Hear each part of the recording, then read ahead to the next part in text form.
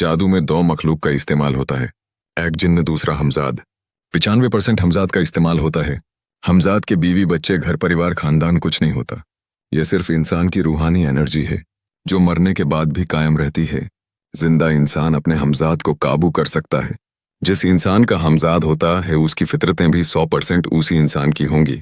सिफली जादू में काली भैरव, हनुमान, सरभंग, कीनाराम अघोरी, मनसाराम अघोरी या जो भी देवी देवताओं के मंदिर हैं, यह सब मरे हुए इंसानों के हमजाद होते हैं।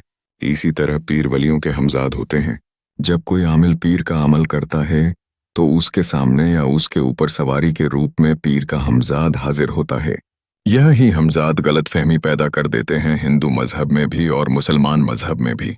हिंदू भाई इन्हें देवी देवता समझने लगते हैं और मुसलमान भाइयों की गलतफहमी यह बन जाती है कि पीर वली जिंदा हैं। इन्हीं पीर वलियों के हमजाद के बहुत से काम ऐसे होते हैं कि इन कामों से मुतासिर होकर लोग शिर्क करने लगते हैं। अल्लाह ने हमजाद में बहुत चमत्कारिक ताकतें रखी हैं, लेकिन यह हमजाद पीर वली नहीं, सिर्फ एक अल्लाह की ताकतवर मखलूक हैं जो बहुत से अनहोनी कामों को भी करने की ताकत रखते हैं। अगर कोई हमजाद का इस्तेमाल अपने जायज़ कामों के लिए करना चाहे तो कर सकता है, लेकिन चादर चढ़ाना, कब्रों की चूमा चाटी करना, सजदा करना या औलाद मांगना, शादी की दुआ मांगना, यह सब शिर्क है। हाँ, जब आप अमल करेंगे तो अगरबत्ती, इतर और गरीबों को खाना या मिठाई का इस्तेमाल कर सकते हैं। जिन्हों में आमतौर पर खबीस या जो शैतानी जिन्न होते हैं उनका इस्तेमाल किया जाता है। हमजाद ऐसी मखलूक है जिसका कनेक्शन हर वक्त रेडिएशन की किरणों के साथ जुड़ा रहता है।